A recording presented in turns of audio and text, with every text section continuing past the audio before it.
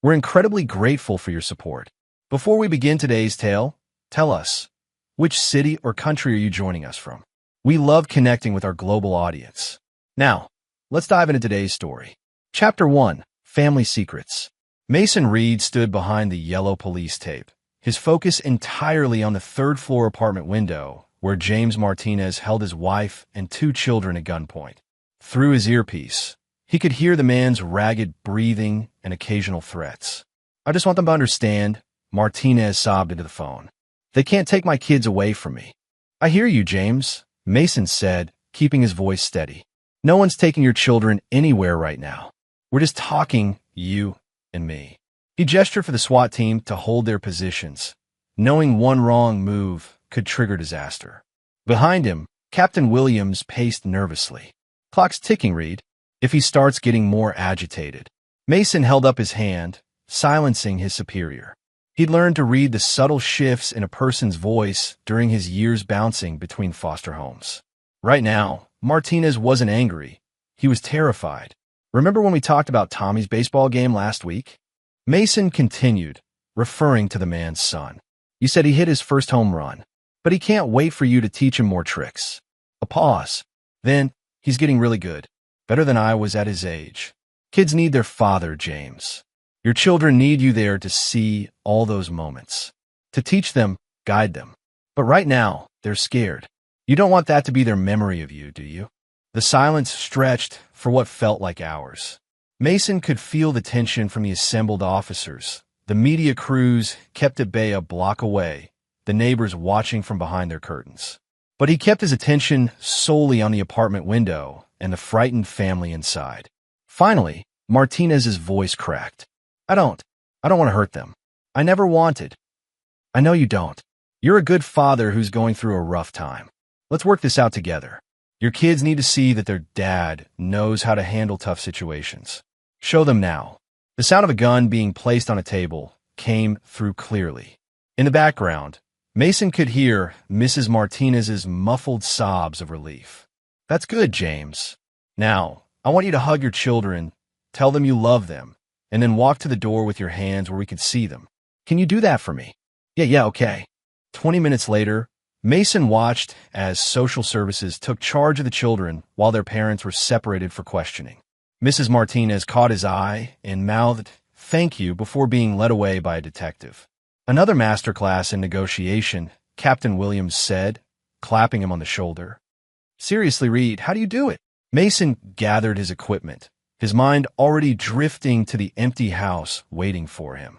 "People show you who they are if you pay attention. Everyone has a breaking point. You just need to know where to push. Well, whatever your secret is, it works.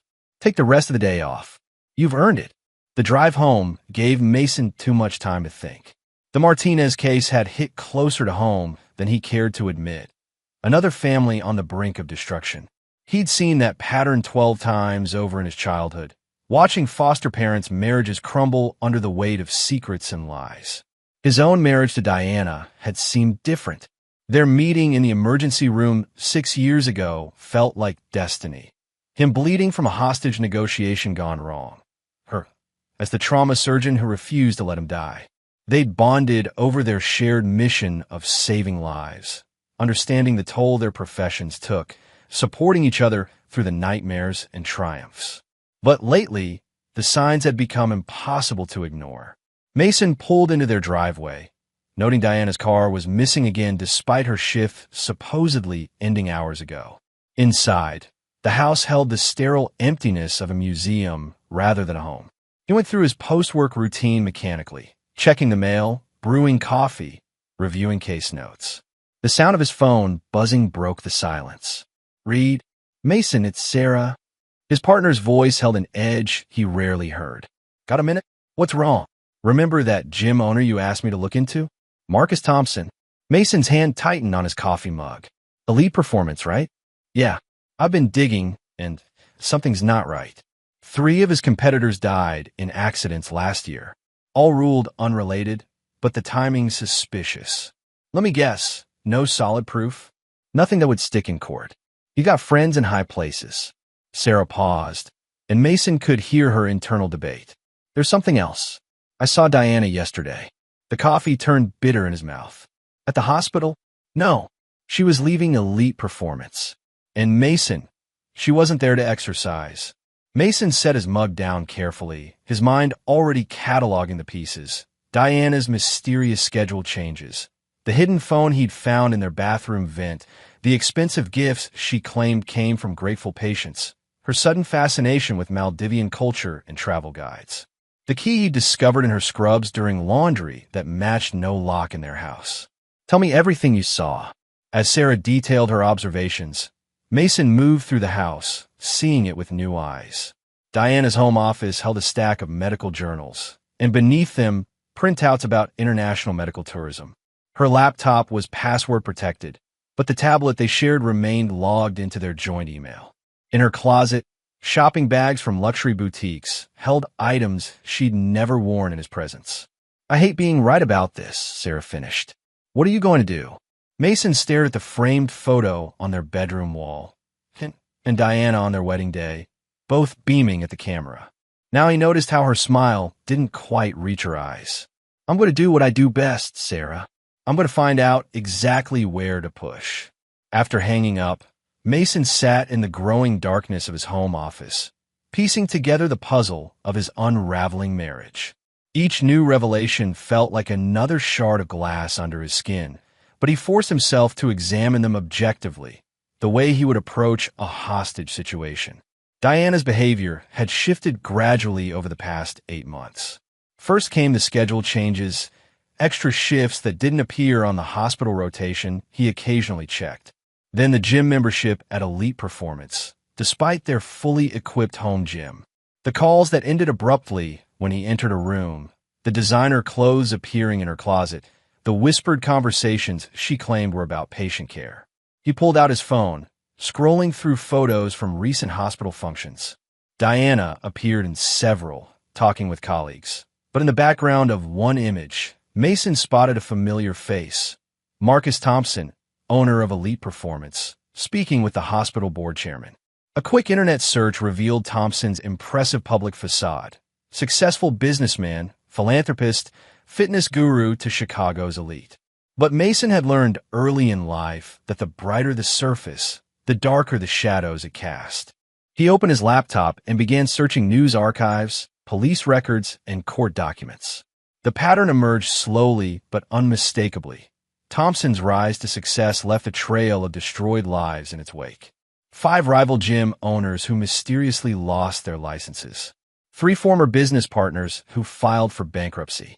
An ex-wife who disappeared after filing for divorce. Multiple sexual harassment cases settled quietly. Most disturbing was the absence. Thompson's daughter, Sophia, who vanished from public view 10 years ago. No social media presence. No mentions in society columns, as if she'd been erased. Mason's phone buzzed again. A text from Diana. Emergency surgery. Don't wait up. He checked the hospital's surgery schedule through his police department access. No emergency procedures were listed under Diana's name. The house creaked and settled around him as Mason continued his research deep into the night. By morning, he had the outline of a plan forming in his mind. Diana had inadvertently taught him the most crucial lesson of all. Sometimes the best way to save lives was to carefully, precisely destroy them first. The next day, while Diana was supposedly at the hospital, Mason met with a private investigator he trusted from previous cases. I need everything, he told the investigator, sliding across an envelope of cash. Their meetings, their conversations, their plans. Everything they think is hidden. This kind of surveillance isn't cheap, the investigator warned. Money won't be an issue. Mason smiled grimly. After all, I'm about to fund my wife's dream vacation. Chapter 2. The Perfect Plan. The aging diner on Chicago's South Side had seen better days, but it served Mason's purposes perfectly. From his booth in the corner, he could observe every entrance while remaining partially hidden behind a dying potted plant. The coffee was terrible, but gave his hand something to do while he waited. The bell above the door chimed, and Sophia Thompson entered, her shoulders hunched against an imaginary weight. Even after 10 years, she carried herself like someone expecting a blow. Mason recognized that posture. He'd seen it in countless abuse victims during his career. "Mr. Reed," her voice was barely above a whisper as she slid into the booth. "I almost didn't come. Thank you for trusting me enough to meet," Mason said, pushing a fresh cup of coffee toward her. "I know it couldn't have been easy." Sophia wrapped her hands around the cup but didn't drink. "Why did you find me? After all this time?" "Because I need to understand who Marcus Thompson really is. And you're the only person who knows the truth." Her laugh held no humor. "The truth? Which version? The one where he's the successful businessman? The caring father? The philanthropist?" Her fingers tightened on the cup. "Or the one where he systematically destroyed my mother's life, piece by piece, until there was nothing left?" Mason kept his voice gentle. "Tell me about your mother." Sophia's story spilled out between sips of cooling coffee. Her mother's gradual descent into paranoia as Marcus gaslighted her, making her question her own sanity. The planted drugs that led to her arrest. The witnesses who mysteriously appeared at the custody hearing, telling elaborate lies about her mental state and fitness as a parent. "He didn't just abandon us," Sophia said, her hands shaking so badly she had to set down her cup. "He orchestrated Mom's complete destruction, made sure she lost everything.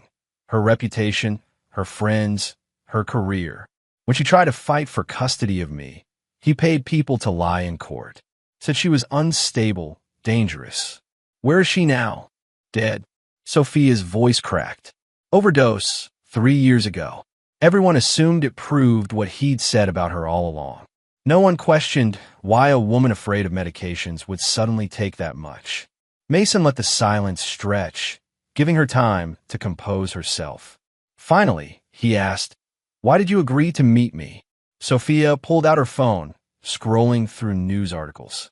"Because I've been watching you," Mason Reed, Chicago PD's top hostage negotiator, known for solving impossible situations. "And now your wife is involved with my father." She met his eyes. "I want to help you destroy him." The meeting with Sophia confirmed Mason's suspicions and strengthened his resolve. Over the next few weeks, he built his trap with the same patience he used in hostage negotiations, laying each piece. Dr. Rachel Chun, Diana's colleague in the trauma unit, proved an unexpected ally. Mason cultivated their friendship slowly, starting with casual conversations when he dropped by the hospital. "I'm worried about Diana," he confided during one of their coffee breaks. "She seems stressed lately. Has she mentioned anything to you?" Rachel's hesitation told him everything. I shouldn't say anything. Please, if something's wrong, I need to know." Rachel glanced around the empty doctor's lounge before lowering her voice. "She's been writing prescriptions. Says they're for terminal patients, but I've tracked where the medications are going. They all lead back to elite performance." Mason feigned shock while mentally adding another piece to his puzzle. "The gym? Why would?" "I don't know," Rachel interrupted. "But Mason, these aren't normal prescriptions. Some of these drugs, they're restricted, controlled. If anyone found out." He reached across the table, squeezing her hand. "Thank you for telling me. I know how hard that must have been." Rachel's information opened new avenues of investigation. Mason used his police connections to access prescription records, building a paper trail that linked Diana's prescriptions to Thompson's gym. He invested in property adjacent to Marcus's planned expansion, using shell companies to hide his involvement. Through his network of foster care contacts, he located others who had crossed paths with Marcus, former employees, disgruntled clients, ruined competitors. The evidence mounted in encrypted files on his laptop. Weekly meetings between Diana and Marcus at the Grand Plaza Hotel. Joint viewings of medical office spaces in the Gold Coast District. Diana accessing restricted hospital areas long after her shifts ended. Large transfers from Marcus's accounts to offshore banks. Detailed plans for their wellness center venture. Mason planted GPS trackers in Diana's car and personal items, documenting every unexplained absence and lie. He retrieved security footage from their meeting spots, photographed their hotel encounters, gained access to Diana's personal email through their shared tablet. Most damning was the recording he obtained during what Diana thought was a normal dinner at home. Mason had carefully steered the conversation toward their future, watching as she grew increasingly agitated. "I can't do this anymore," she'd finally snapped. "This life, this marriage, it's suffocating me. You're suffocating me." The words hurt less than he'd expected, perhaps because he'd already accepted the truth long before she spoke it. By the time he suggested the Maldives vacation, Diana's dream destination, all the pieces were in place. He watched her face light up with poorly concealed triumph as she accepted, never suspecting she was walking into a trap of her own making. The final phase required perfect timing. Mason coordinated with Dr. Chun, who agreed to book the same flight. He arranged for 3 undercover FBI agents to pose as tourists, briefed his private investigator on documenting everything, and called in a favor from a customs agent who owed him for saving his daughter during a school shooting. Their tampered passports would ensure a secondary screening, buying precious time for the rest of his plan to unfold. Diana had already transferred her hospital shares to Marcus, signed a lease on their wellness center, and resigned from her position. Marcus had liquidated several legitimate assets, preparing for their new life together. To complete the illusion of his breakdown, Mason began displaying signs of emotional instability at work. He called in sick for the first time in his career, showed uncharacteristic agitation during briefings, and made an appointment with the department psychiatrist. "Take some time," Captain Williams urged during their private meeting. "No one would blame you after what you did." Mason accepted the captain's sympathy with apparent gratitude, all while setting his final pieces in motion. The night before Diana's flight, he made one last call. "Everything's ready?" he asked Sophia. "They won't know what hit them," she replied, her voice as cold as the Chicago winter.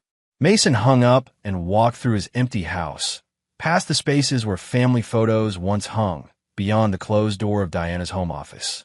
Tomorrow, she would leave for what she thought was her dream vacation with her lover. Instead, she was about to discover the true cost of betrayal. In the darkness of his study, Mason allowed himself a moment of reflection. He'd learned early in life that understanding human nature meant accepting its darkest impulses. Tomorrow would prove whether those lessons had taught him enough to orchestrate the perfect revenge. Chapter 3: The Airport. O'Hare International Airport buzzed with its usual morning chaos. Harried travelers rushing to gates, emotional reunions at arrivals, security lines snaking through the terminal. Mason positioned himself near the international check-in counters, watching Diana wheel her designer luggage toward the Maldives Airlines desk. The Louis Vuitton suitcase set had appeared in their closet 2 months ago. A gift from a grateful patient's family, Diana had claimed, spinning another strand in her web of lies. Now she rolled it with practiced ease, her Prada heels clicking against the terminal floor as she approached Marcus Thompson. Mason observed their greeting from behind his newspaper. Marcus's muscled arm slid around Diana's waist with familiar possessiveness. They laughed together over something on Diana's phone, heads bent close, already lost in their private world. The sight might have wounded him once. Now he noticed only the details that would matter later. How Diana's hand trembled slightly as she handed over her passport. The way Marcus kept glancing around the terminal. The thickness of the envelope he passed to the check-in agent along with their travel documents. Mason waited until they'd finished checking their bags before making his approach. The moment required perfect timing. Too soon would seem suspicious. Too late would miss the impact. He counted to 30, folded his newspaper, and walked toward the check-in counter. "What's going on?" he asked, injecting just the right note of confusion into his voice. The hundreds of hostage negotiations he'd handled had taught him exactly how to modulate his tone for maximum effect. Diana turned, her designer sunglasses failing to hide her startled expression. For a fraction of a second, he saw uncertainty flicker across her face before it hardened into cold determination. "Oh, Mason," she said, her voice dripping with false sympathy. "You just needed to pay, that's all. That's all you ever were. A convenient checkbook." Marcus stepped forward, drawing himself up to his full height. The Fitness Mobile's tailored suit couldn't quite hide the steroids-enhanced bulk beneath. "Thanks for funding our honeymoon, loser." Their laughter echoed through the terminal. They expected to see pain, betrayal, devastation in Mason's eyes. Instead, he glanced at the departure board, noting flight MV 789 to Male, Maldives, his face carefully neutral. Behind Diana and Marcus, Dr. Rachel Chun wheeled her own luggage toward a different check-in counter, her medical journal providing perfect cover for her occasional glances in their direction. 2 gates over, an FBI agent posing as a businessman spoke quietly into his phone. Near the currency exchange, Mason's private investigator pretended to study exchange rates while his camera captured everything. "You really think you've won?" Mason asked softly. The question meant more for himself than them. "We already have," Diana sneered, adjusting her Hermes scarf. Another gift she claimed came from a patient. "Enjoy your empty house and your pathetic little police salary. Marcus and I are headed for a better life."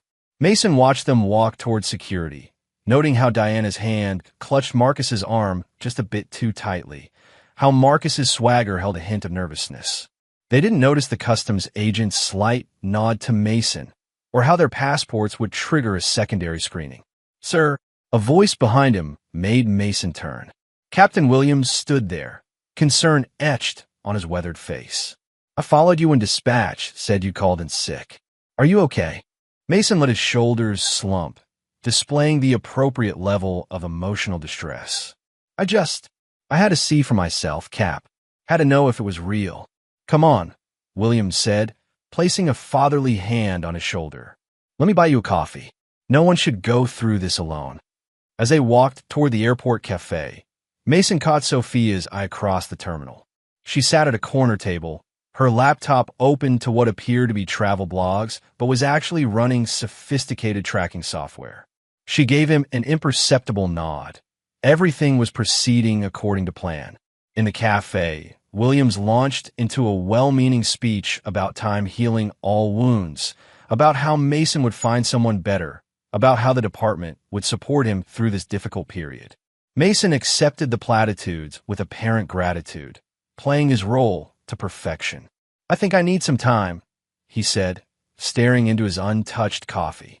"Maybe a leave of absence." "Of course," Williams agreed quickly. "Take all the time you need. No one would blame you after what she did." Through the cafe's window, Mason watched Diana and Marcus pass through the first security checkpoint. Dr. Chun followed several passengers behind, her medical credentials ensuring smooth passage. The FBI agents had already cleared security through a separate line. On the surface, Diana and Marcus saw exactly what they expected to see: a broken man watching his wife leave with another, too devastated to even fight back. They never noticed the web closing around them, the dozens of carefully placed threads that would soon pull tight and destroy everything they'd built. Mason's phone buzzed with a text from his private investigator, all evidence documented, video and photos uploading to secure server. Another message followed from Dr. Chun, through security, maintaining visual contact. Sophia's message was shorter: "It's time." Mason stood, thanking Captain Williams for his support. He walked slowly toward the exit, maintaining his facade of dejection. Behind him, flight MV 789 to Male, Maldives began its boarding process. Diana and Marcus would spend the 9-hour flight celebrating their victory, planning their new life together, never suspecting they were flying straight into an elaborate trap. Outside O'Hare, Mason sat in his car and made one final call to confirm all pieces were in position. Then he drove home to his empty house, knowing it would be the last night he'd have to pretend to be the victim in this carefully orchestrated game. Diana and Marcus thought they were escaping to paradise. Instead, they'd just taken the first step toward their own destruction. Mason allowed himself a small smile as he walked into his house. The real game was about to begin. Chapter 4: Pieces in Motion. The Maldivian sun beat down on Diana and Marcus as they lounged by their private villa's infinity pool, unaware of the storm gathering back in Chicago. Mason sat in his dimly lit home office, coordinating the complex web of players he'd assembled. Sophia Thompson's voice crackled through a speakerphone. "The social media campaign launches in an hour. Are you sure about the timing?" "They'll be at dinner," Mason replied, checking the schedule Dr. Chun had sent. "Phones off, enjoying their romantic meal." By the time they check their notifications, it'll be too late to contain the damage. Sophia's fingers clicked across her keyboard. First wave ready. Old family photos showing dad's true nature, court document from mom's case, testimonials from other rich men's abandoned children. I've lined up 3 influencers to share their stories of Elite Performance's darker side. How's the hashtag looking? Hashtag Elite Performance Truth is already trending in Chicago. Dad's PR team won't know what hit them. Mason pulled up his own monitors, each displaying a different aspect of his plan. His foster care network had located 3 more of Marcus's illegitimate children, each with their own story of abandonment and destruction. Marcus's first wife, living under an assumed name in Seattle, had provided a devastating account of his psychological torture and financial ruin. A message popped up from his contact at the mental institution where Marcus's former business partner resided. Patient coherent today, willing to provide video testimony about Thompson's involvement in athlete deaths. Another alert. His private investigator had uncovered the full scope of the prescription drug ring operating through Elite Performance. The documentation showed a clear path from Diana's prescriptions to Marcus's private clients. Sophia, Mason said, time to activate Phase 2. Release the financial records. That'll hurt him. It's supposed to. While Sophia worked, Mason placed a call to Victoria Thompson, Marcus's current wife. Their coffee meeting the previous week had yielded unexpected dividends. The charity board meets tomorrow, Victoria reported. Once they see the evidence of his money laundering, they'll have no choice but to go public. My lawyers are ready with the civil suit. What about the Cayman accounts? All documented, including his plans to frame me for embezzlement. Victoria's laugh held no humor. He really should have checked who else had access to those records. Mason ended the call and opened his secure messaging app. Dr. Chin's updates from the Maldives painted a picture of 2 people drunk on their own success. Diana and Marcus openly displaying affection at resort restaurants, both taking restricted medications without prescriptions. Detailed conversations about their wellness center plans. Multiple calls to potential investors. Discussions of their medical tourism scheme. He switched screens to monitor the pressure points being applied to Marcus's business empire. Health inspectors arriving unannounced at Elite Performance locations. Key employees receiving lucrative offers from competitors. Tax auditors launching random reviews. Building code violations being reported at his properties. Local sports reporters investigating athlete deaths. Sarah Bennett, his partner, sent an encrypted file. You need to see this. Just intercepted communications between Thompson and known drug suppliers. DEA's very interested. Mason forwarded the file to his FBI contact. Another piece falling into place. His phone buzzed. Captain Williams checking on him. How you holding up, Reed? Taking it day by day, Cap. Thanks for the leave time. Listen, the department psychologist wants to see you. Standard procedure after, well, you know. Of course. I'll set up an appointment. Mason smiled as he hung up. The department psychiatrist was already part of his plan, documenting Diana's pattern of emotional abuse and Marcus's escalating threats. Each session built another layer of protection around him. A notification from his banking app. Diana had just attempted to access their joint accounts. Mason had already moved most funds to hidden accounts, leaving just enough to maintain appearances. He watched as she transferred the remaining balance to an offshore account. His home security system pinged. The camera showed 2 men in hoodies approaching his front door, Marcus's usual intimidation tactics. Mason activated his phone's recording function as they began pounding on the door. Police! Step away from the door. The thug scattered at Sarah's command. She'd been watching from an unmarked car, building evidence of harassment. Got all on video, she texted, adding it to the file. Mason returned to monitoring Sophia's social media campaign. The hashtag had exploded, with hundreds sharing stories of abuse, fraud, and destruction at Marcus's hands. Elite Performance's carefully crafted image crumbled under the onslaught of truth. A message from his hospital contact. Diana's patient records showed disturbing patterns of lost medications and unauthorized access to restricted areas. The medical board would require a full investigation. Sir, Mason's private investigator called. You should know, Mrs. Reed just tried accessing the Wellness Center account. When she couldn't, she called 3 board members in a panic. And they denied knowing anything about the project, said they never approved any plans. Mason leaned back, visualizing Diana's reaction. She'd be realizing now that her carefully constructed exit strategy was built on quicksand. Marcus's promises of board approval and investor support were as empty as his claims of love. Sophia's voice broke through his thoughts.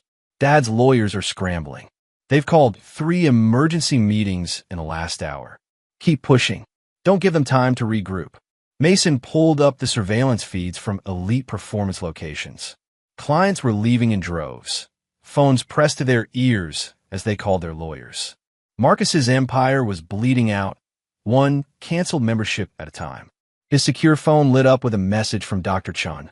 They're fighting. Diana just discovered the Wellness Center investors don't exist. Marcus blamed her for not securing hospital backing first. Paradise was already showing cracks. Mason opened his laptop and began typing his daily report. Each action, reaction, and consequence was documented. This wasn't just revenge. It was the systematic dismantling of 2 people who thought they could play him for a fool. Victoria Thompson called again. The charity board voted. They're turning everything over to the SEC. How's Marcus taking it? He doesn't know yet. Too busy playing honeymoon with his mistress to notice his real wife destroying him. Mason checked his watch. By now, Diana and Marcus would be receiving frantic calls from their lawyers. Their phones would be overflowing with notifications about trending hashtags and launched investigations. Their perfect escape was transforming into a trap. Sophia, he said, ready for phase 3? Hit me. Release the recordings. All of them. Across Chicago, evidence of Marcus and Diana's conspiracy flooded secure servers. Security footage showing their secret meetings. Recorded conversations about patient data sales. Documentation of prescription fraud. Evidence of medical license violations. Proof of planned embezzlement. Mason's trap had sprung perfectly. Each attempt by Diana and Marcus to contain the damage only entangled them further in his web. Their paradise had become a prison, and Mason held all the keys. Chapter 5. The Return. The arrivals terminal at O'Hare International Airport hummed with activity as Flight MV 789 from Maldives taxied to its gate. Mason watched through the security feed as Diana and Marcus emerged from customs, their designer luggage now bearing the signs of a thorough inspection. Mr. Thompson, Mrs. Reed, the customs agent said, her voice professionally neutral. Please step aside for additional screening.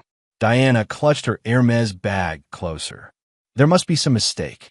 We've already been cleared in mail. Standard procedure, ma'am. Please follow me. Mason switched camera feeds to observe their separate interrogation rooms.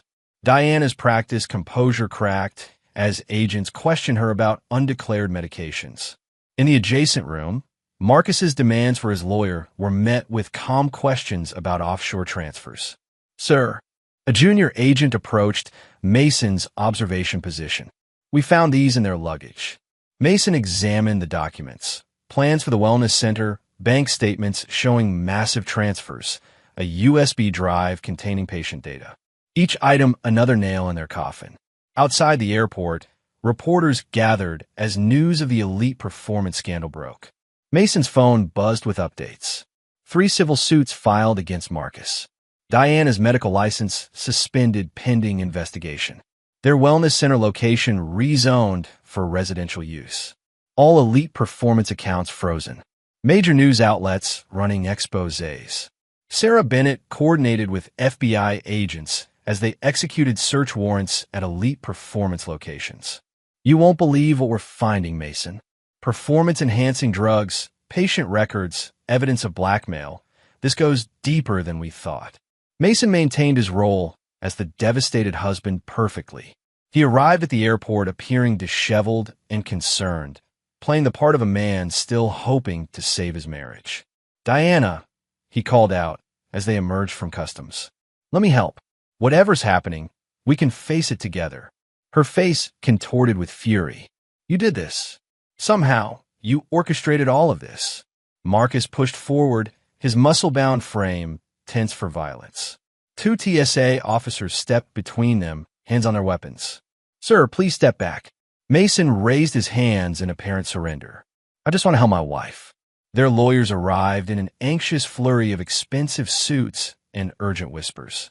Mason watched Diana's expression shift from anger to fear as her attorney detailed the extent of the investigations. Your medical license is suspended, the lawyer explained. The board cited evidence of prescription fraud and patient data theft. They're scheduling an emergency hearing. Marcus's lawyer painted an equally grim picture. The SEC is involved now. Your accounts are frozen. The charity board has turned over evidence of money laundering and these wrongful death suits from former clients' families. Diana's composure finally shattered. This is impossible. We had protection. You promised we had protection. Protection? Marcus snarled. You're the one who botched the hospital backing. Now everything's falling apart because you couldn't handle your end. Mason drifted to the edge of the chaos, observing as their partnership dissolved under pressure. Dr. Chun approached, maintaining her cover as a concerned colleague. Diana, she said, the hospital board is meeting tomorrow. They want you to testify about the missing medications. The color drained from Diana's face. Rachel? You too. I had to report it, Diana. It's my ethical obligation. Mason's phone vibrated.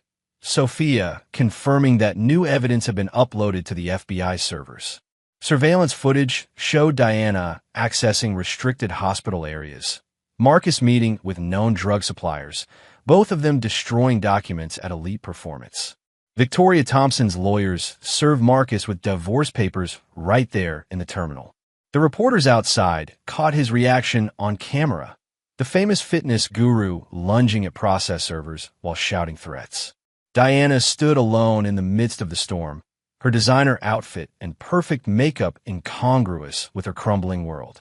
She turned to Mason, realization dawning in her eyes. You planned this. All of it. The vacation, the timing, everything. Mason met her gaze calmly. Everyone has a breaking point, Diana. You just need to know where to push. He walked away as FBI agents approached with warrant folders. Behind him, he heard Diana's indignant protests turn to sobs as the full weight of her situation became clear. Captain Williams waited by the exit. Hell of a scene in there. You okay? Getting there, Cap. Mason loosened his tie. Think I might need a few more days off, though. Take all the time you need. Williams hesitated. The department psychiatrist mentioned you've been documenting everything. Smart move. Just trying to protect myself. Mason drove home through Chicago's evening traffic, fielding calls from his various pieces still in play. Sophia reported that Marcus's remaining allies were abandoning him. Victoria confirmed the charity board had voted to cooperate fully with investigators.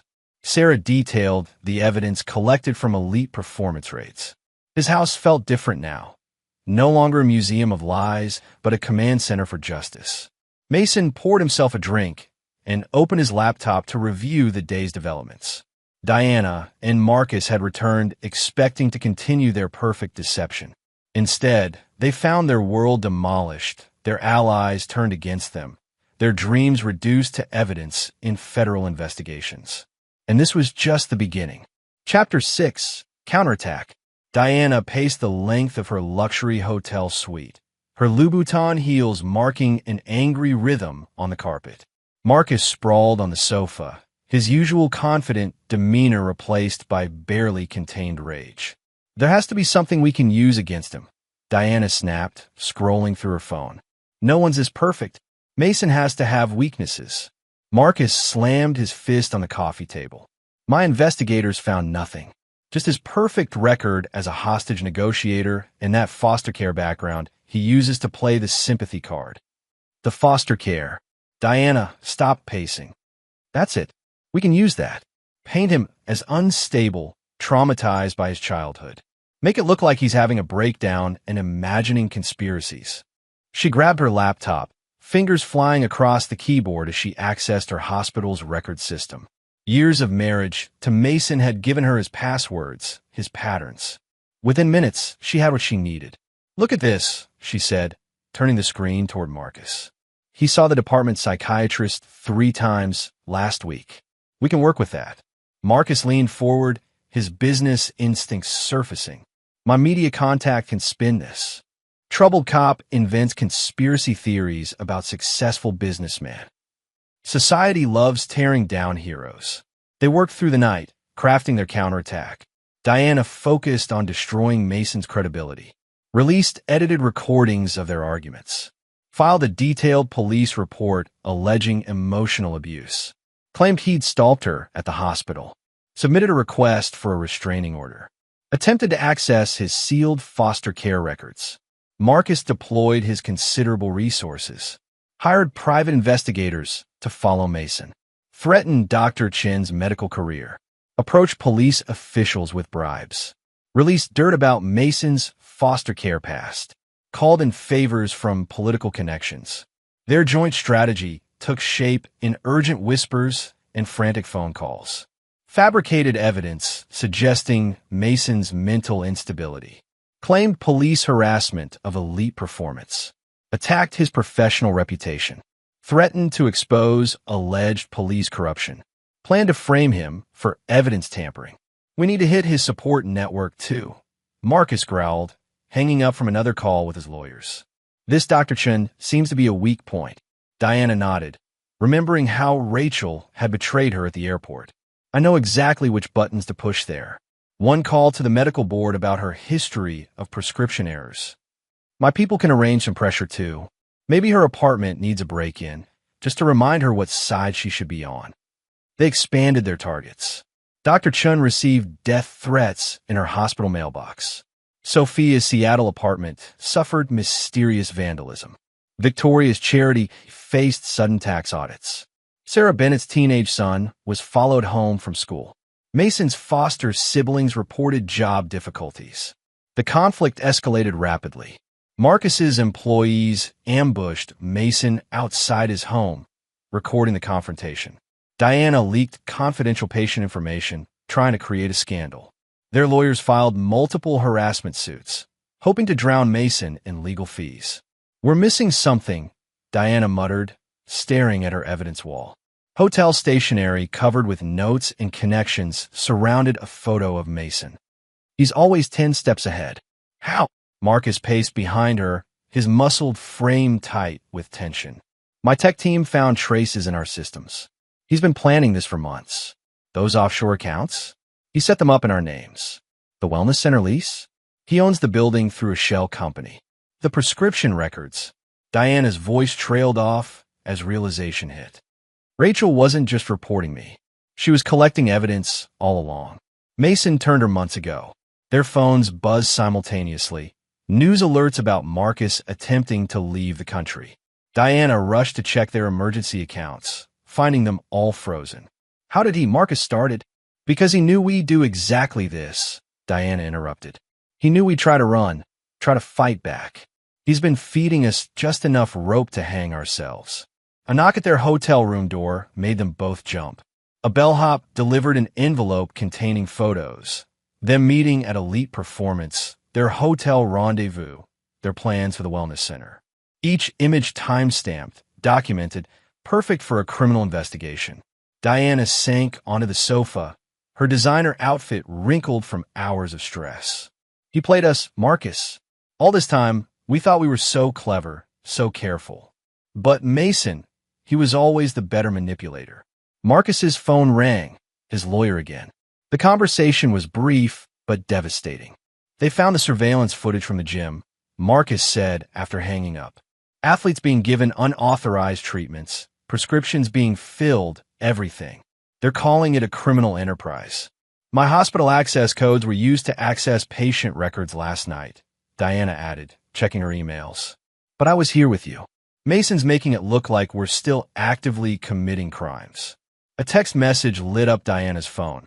A video of her meeting with Marcus at Elite Performance, discussing their plans to frame Victoria for embezzlement.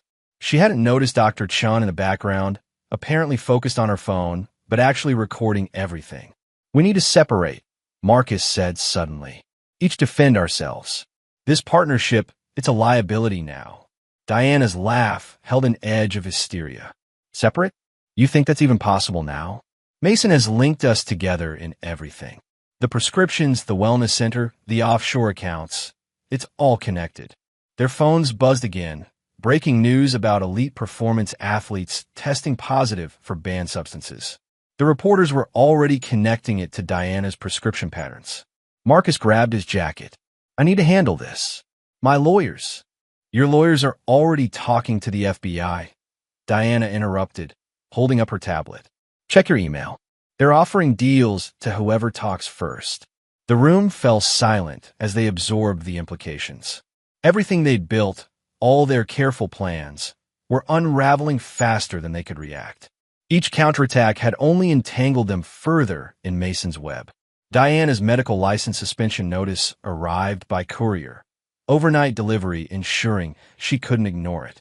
Marcus's phone wouldn't stop buzzing with notifications about elite performance locations being raided by federal agents. The psychiatric angle failed, Diana muttered, scrolling through news reports. Mason's department evaluations paint him as completely stable. He used those sessions to document everything we did to him. Marcus slumped in his chair. My political connections won't return my calls. Victoria's lawyers are demanding access to all the charity's records. The board members, they're all talking to investigators.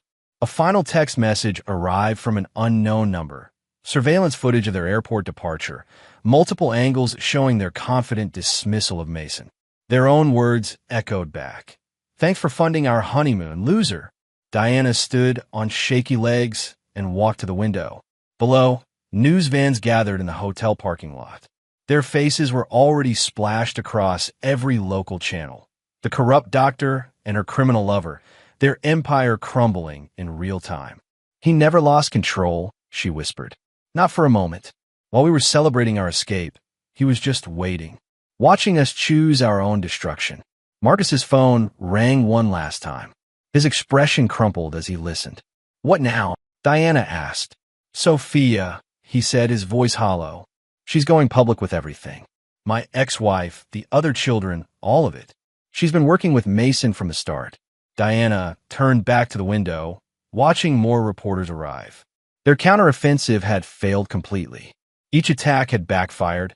Each threat had been anticipated. Each move had been turned against them.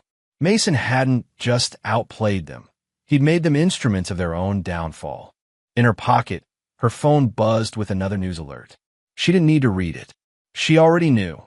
Somewhere in Chicago, Mason Reed was watching everything unfold exactly as he'd planned.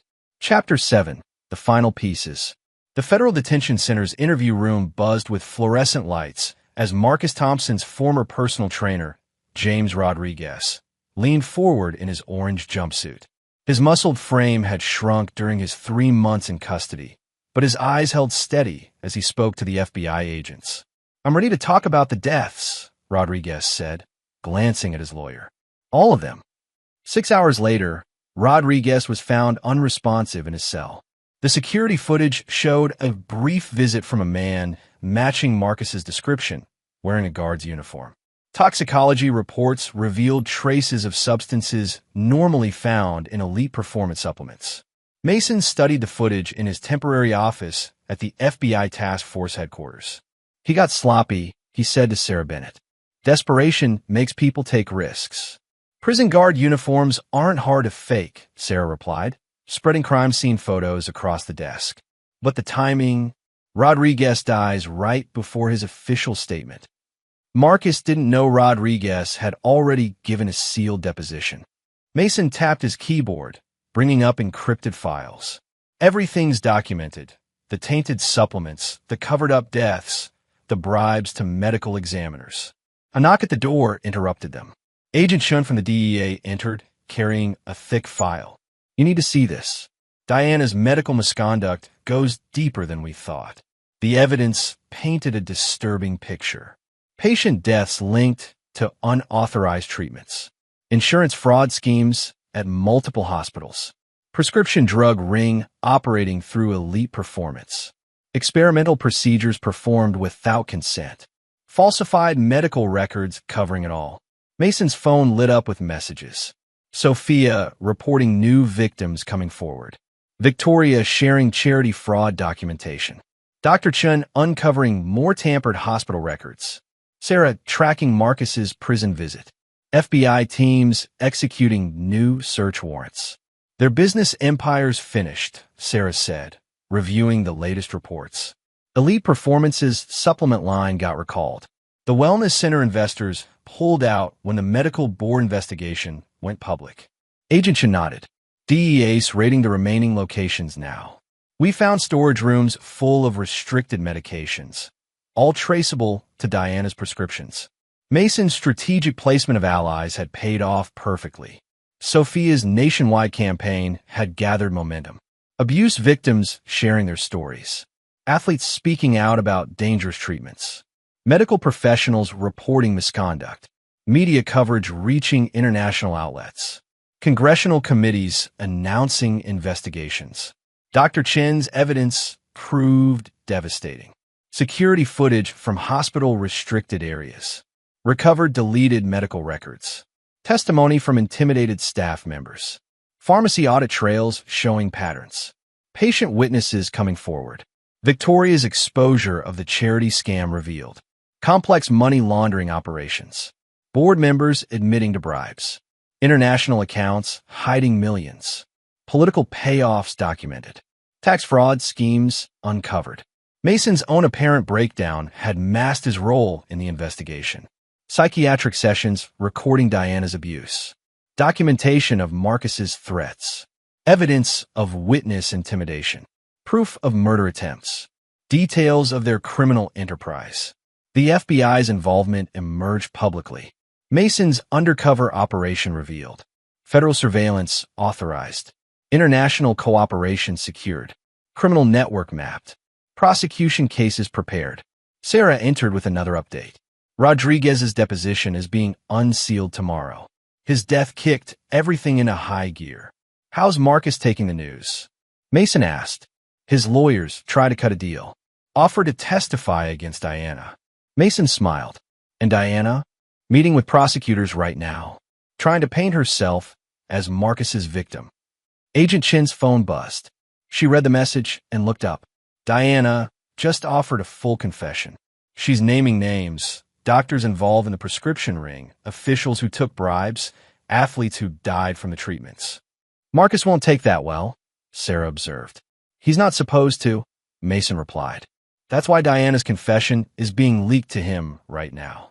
The prison surveillance team reported in. Marcus demanding phone access. Threats against Diana recorded. Violent outbursts documented. Attempt to contact associates. Plans for retaliation captured. Mason gathered his team for the final phase. They're both desperate now. Watch for last-minute moves. Diana's medical license revocation arrived formally. All hospital privileges suspended. Insurance contracts canceled. DEA registration revoked. State board sanctions imposed. International medical alerts issued. Elite Performance crumbled simultaneously. Locations shuttered nationwide. Assets frozen by court order. Employees facing charges. Client lawsuits filed. Brand name toxic. The charity investigation expanded. Tax fraud charges filed. Board members indicted. International accounts seized. Political connections exposed. Complex schemes revealed. Mason's phone rang. Sophia updating him on the public reaction. Dad's former clients are all talking now. Athletes, celebrities, politicians. No one wants to be connected to him anymore. Keep the pressure on, Mason instructed. We need full exposure. Diana's desperate call to her lawyers was intercepted, attempting to shift blame, offering new evidence, claiming coercion, revealing murder plots, betraying conspirators. Marcus retaliated from prison, threatening messages sent, hidden evidence exposed, past crimes revealed, compromising videos released, witness intimidation attempted. The prosecution's cases solidified, RICO charges prepared, international warrants issued, asset forfeiture processed, witness protection arranged, plea deals offered. Professional consequences mounted. Medical licenses permanently revoked. Business empire dismantled. Real estate holdings seized. Professional associations banned. Industry blacklisting implemented. Mason watched the final pieces fall into place. Diana and Marcus had started their journey believing they were escaping to paradise. Instead, they'd walked into a trap that had stripped them of everything: wealth, status, freedom, and finally, each other. Chapter 8. No Escape. Diana's hands trembled as she gripped the steering wheel of her Mercedes, speeding toward Chicago Executive Airport. Her phone buzzed constantly with notifications about Marcus's prison rampage after learning of her confession. The private jet waited on the tarmac, fueled and ready. She'd paid cash, used a false name, filed a flight plan to Canada. The pilot assured her they could be airborne in minutes. Going somewhere, Diana screamed. Mason sat in the back seat, appearing as if by magic. How did you get in? You never changed the keyless entry code. He leaned forward. The pilot works for us, by the way, along with the flight crew, ground staff, and air traffic controllers. She slammed on the brakes, but Mason was ready. I wouldn't. SWAT teams are positioned at both exits. FBI agents cover the perimeter. Your passport's already flagged internationally. Diana's designer purse held a small fortune in diamonds, her emergency escape fund. What do you want? Just to watch. Your confession hit the news an hour ago. Marcus is being charged with Rodriguez's murder. The DA's adding attempted flight to avoid prosecution to your charges. Her phone rang. Marcus's prison call. Mason nodded. Go ahead. Answer it. It's being recorded anyway. You backstabbing witch. Marcus's voice filled the car. They're charging me with murder because of you. You killed Rodriguez. What was I supposed to do? I'm going to tell them everything. The patients you killed testing those treatments. The athletes who died from your prescriptions. All of it. Diana's face drained of color. You can't prove. Your signatures on all the orders. Your access codes open to restricted areas. I made sure everything traced back to you. Mason watched Diana's composure crack. He's right, you know. Marcus documented everything, thinking it was insurance against you betraying him. Now it's evidence for the prosecution. She ended the call, hands shaking. Through the windshield, she could see police lights approaching. It's over, Diana, Mason said quietly. Your assets are frozen. The wellness center property's been seized. Even your offshore accounts are locked. You did this. All of it. No. You and Marcus did this. I just made sure you couldn't hide it anymore. Federal agents surrounded the car. Diana's phone buzzed one last time. Her lawyer warning that any attempt to flee would destroy her chance for a plea deal. Why? She whispered. You could have just divorced me. Mason opened his door as Agent Chen approached. Because people like you and Marcus need to learn. Sometimes the predators become prey. At the federal courthouse, Marcus faced the judge for his arraignment. His designer suit had been replaced by prison orange, his confident swagger reduced to shuffling feet. Your Honor, his lawyer began, my client wishes to cooperate fully. By throwing me under the bus? Diana's voice rang out from the gallery. After you promised we'd face this together? Marcus spun around. You betrayed me first, running to the prosecutors with your lies. Order. The judge's gavel cracked. Remove Mrs. Reed from my courtroom. Mason watched from his position near the door as Diana was escorted out, still hurling accusations at Marcus. Their perfect partnership had dissolved into mutual destruction. Sarah appeared at his side. That was quite a show. They're not acting anymore, Mason replied. The masks are off. Federal cases are solid, Sarah reported. RICO charges, international warrants, asset forfeiture. It's all proceeding. Even found some charges that could stick in countries without extradition. Mason's phone vibrated. Sophia, sending video of protests outside elite performance locations. Victoria's message followed, confirming the charity board had voted to cooperate fully with investigators. The evidence mounted hourly. Marcus's prison visit footage released. Diana's patient deaths documented. Offshore accounts traced. Witness intimidation proven. Murder conspiracy exposed. Their desperate final moves backfired spectacularly. Diana's escape attempt captured on video. Marcus's prison calls recorded. Hidden evidence discovered. Mutual betrayals documented. Criminal enterprise exposed. The federal cases expanded. RICO indictments filed. International alerts issued. Asset seizures completed. Witness protection implemented. Plea negotiations started. Professional destruction followed. Medical careers ended. Business empires dismantled. Licenses permanently revoked. Professional reputations ruined. Industry bans implemented. Mason left the courthouse as reporters swarmed the entrance. Behind him, Diana and Marcus's world continued to implode, their accusations and betrayals ensuring neither would see freedom again. Chapter 9. Sweet Revenge. The small-town medical clinic sat at the edge of nowhere, its faded sign advertising basic services for the local farming community. Mason parked his FBI vehicle and watched Diana emerge from her shift. 5 years had changed her. The designer clothes were gone, replaced by practical scrubs. Her practiced smile looked brittle as she walked toward the bus stop, shoulders hunched against the weight of monitoring anklets and restricted licenses. She spotted him and froze. Mason saw the flash of hatred in her eyes before she turned away. The transformation of her life satisfied something deep in his soul. 15-year federal sentence served. Medical practice strictly supervised. Assets forfeited to victims. Professional reputation destroyed. Future prospects eliminated. Marcus wrote desperate letters from prison, begging for reconsideration, offering new information, claiming redemption, seeking reduced sentences, pleading for mercy. Their separate fates reflected perfect justice. Careers permanently ruined. Wealth completely stripped. Reputations irreparably damaged. Social status eliminated. Freedom severely restricted. Mason's own life had transformed dramatically. FBI task force leadership position. Marriage to Sarah Bennett. International consulting career. Best-selling book series. Victim advocacy program. The systematic changes sparked by the case. Medical oversight increased. Gym regulations strengthened. Fraud detection improved. Victim protection enhanced. Legal reforms implemented.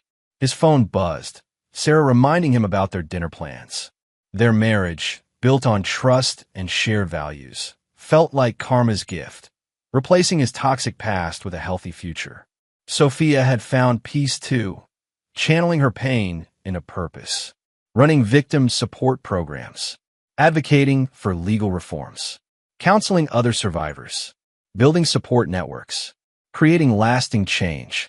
The case's impact rippled outward. Similar schemes exposed. Criminal networks dismantled. Professional standards raised.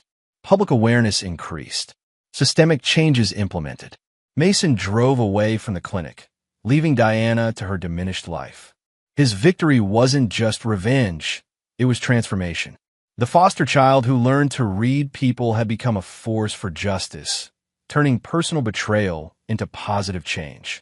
His new reality included everything Diana and Marcus had craved: genuine success and influence, healthy relationships and trust, meaningful positive impact, professional recognition, personal fulfillment. Their honeymoon had indeed changed lives forever, just not how they planned. Mason smiled as he headed home to Sarah, knowing his greatest revenge was living well while Diana and Marcus lived with the consequences of their choices. The story's final irony lay in its simplicity.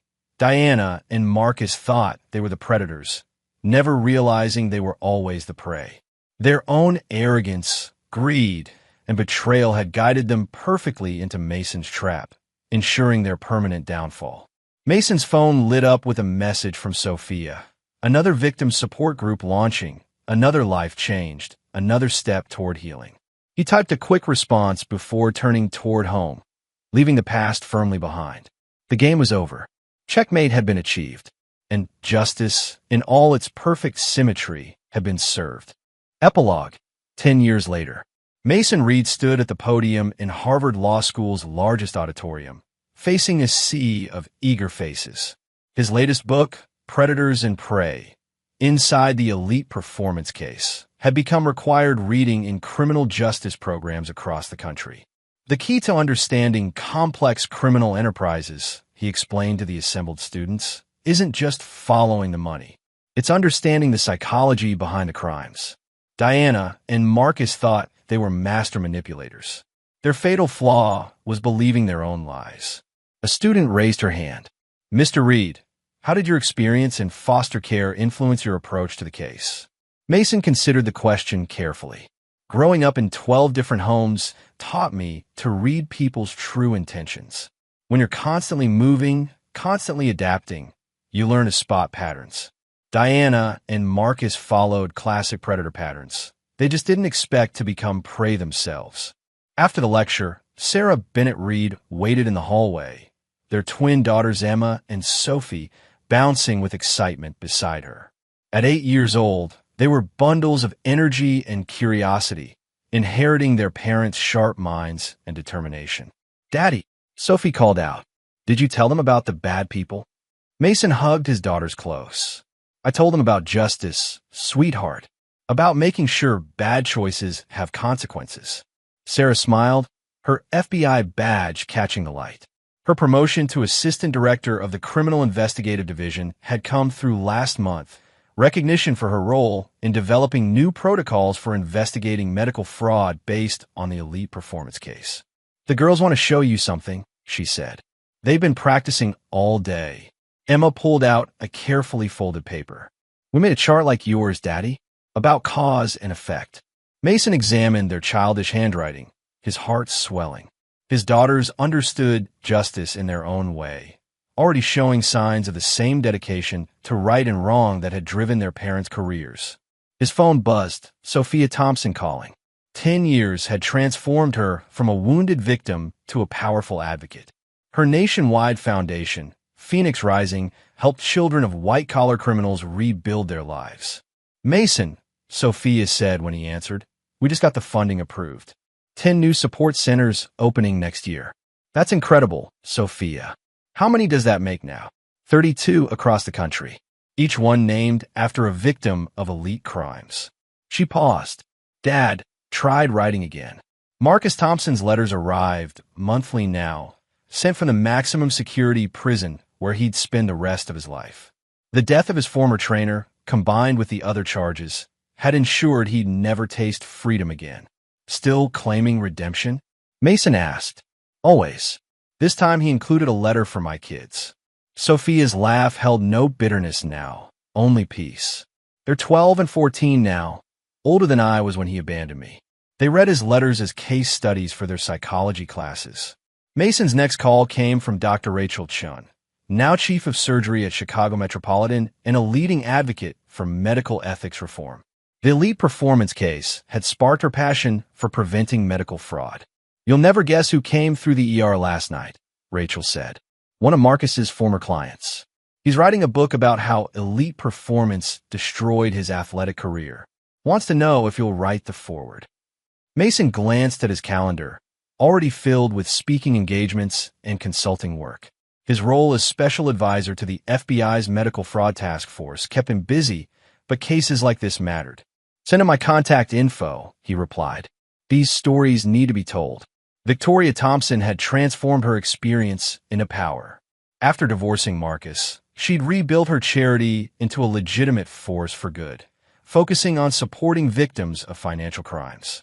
Her testimony before Congress had helped pass new regulations for fitness industry oversight. "Mason." Victoria's voice rang with excitement when she called. "The Thompson Act passed the Senate. Full regulatory framework for supplement manufacturing and testing.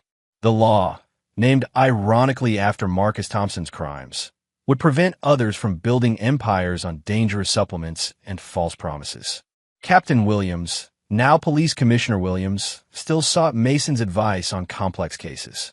Their weekly lunches had become a tradition, a chance to discuss how the Elite Performance case had changed law enforcement approaches to white-collar crime. "Remember when I asked how you did it?" Williams mused during their latest meeting. "How you always knew where to push. Now we teach your techniques at the academy." The case's ripple effects had transformed multiple industries. Medical oversight, new protocols for prescription tracking, Enhanced scrutiny of private medical practices. Regular audits of hospital dispensaries. Stricter penalties for prescription fraud. Improved patient data protection. Fitness industry regulation. Mandatory supplement testing. Regular facility inspections. Background checks for owners. Client protection measures. Financial transparency requirements. Legal system changes. Updated RICO application guidelines. Strengthened witness protection programs. Enhanced evidence collection protocols. Improved international cooperation. New sentencing guidelines for medical fraud. Mason's own legacy had grown beyond his expectations. FBI consulting divisions worldwide. University lecture series. Training programs for law enforcement. Professional development workshops. Expert witness services. Sarah's work complemented his perfectly. Specialized investigation units. Interagency cooperation protocols. International task force leadership. Policy development initiatives. Training program oversight. Their family life thrived on shared purpose. Teaching their daughters about justice. Building strong ethical foundations. Encouraging critical thinking. Fostering empathy and understanding. Creating positive change together. The last pieces of the elite performance saga played out in quiet corners. Diana served her 15-year sentence, earning early release for cooperation. Now she worked under strict supervision at small clinics, her practice limited and monitored. Her attempts to rebuild her life showed in small ways. Modest clothes, public transportation, humble accommodation. The designer lifestyle was gone forever. Mason occasionally received reports about her through official channels. Regular compliance checks. Supervised practice reviews. Restricted prescription authority. Mandatory ethics training. Community service requirements. Marcus faced a different fate in prison. Multiple appeals denied. Requests for clemency rejected. Prison privileges restricted. Outside contact limited. Hope of release eliminated. Their circle of influence had shattered. Former clients distanced themselves. Business associates denied connections. Social contacts disappeared. Professional networks dissolved. Political allies abandoned them. The victims found various paths to healing. Support group participation. Public advocacy work. Legal system reform. Educational initiatives. Community building efforts. Sophia's foundation grew stronger. National recognition received. Political influence expanded. Support services increased. Educational programs developed. Legislative changes achieved. Dr. Chen's medical ethics work flourished. Hospital protocols revised. Training programs implemented. Oversight systems developed.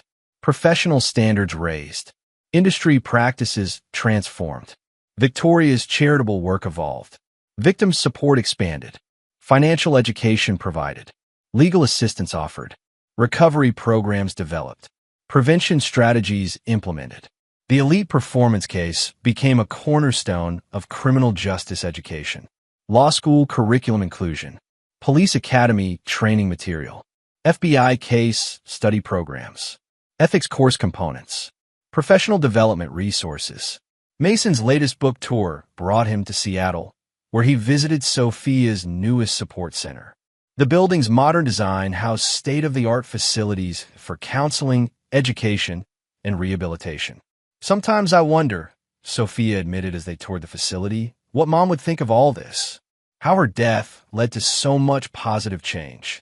Mason watched a group of teenagers in the computer lab, children of white-collar criminals learning to forge their own paths. She'd be proud of you, Sophia. You turned pain into purpose. His phone lit up with a message from Sarah. Emma and Sophie had won their school's ethics debate competition. Their topic, the responsibility of power in professional settings. That evening, Mason spoke at a law enforcement conference. The audience included veterans of the elite performance case, newer agents learning from their experience, and international colleagues implementing similar programs. The lesson isn't just about catching criminals, he concluded. It's about understanding that true justice comes from transformation. Diana and Marcus thought they were writing a story of escape and victory. Instead, They became a cautionary tale about hubris and consequences.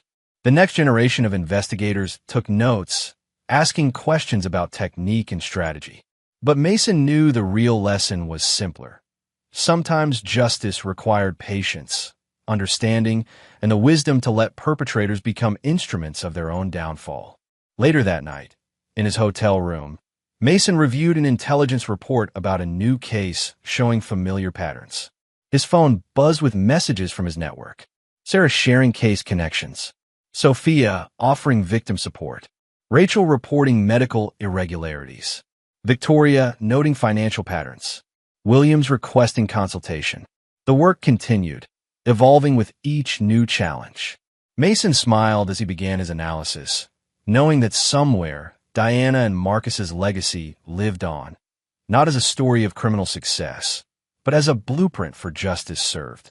His daughter's chart lay on the desk beside him, their childish writing mapping cause and effect. They understood, even at their young age, that choices had consequences, that justice might take time, but always arrived.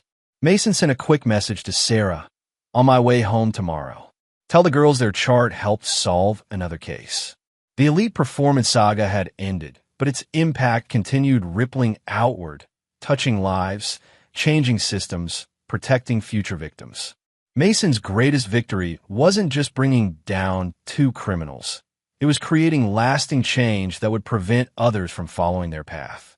The next morning, he packed his notes and headed to the airport. Another case waited, another story of power and corruption needing exposure. But now he had something he'd never had in those 12 foster homes.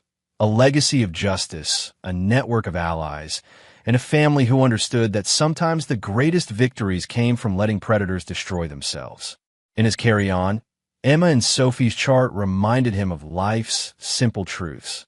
Their understanding of justice would carry forward, ensuring that long after the elite performance case faded into history, its lessons would continue teaching new generations about the power of patience, the importance of truth, and the ultimate price of betrayal. And there you have it. Another story comes to an end. What did you think? I'd love to hear your thoughts in the comments below. If you enjoy this story, consider joining our community by subscribing. It means the world to us. For more stories like this one, check out the recommended videos on screen. And I'll see you there.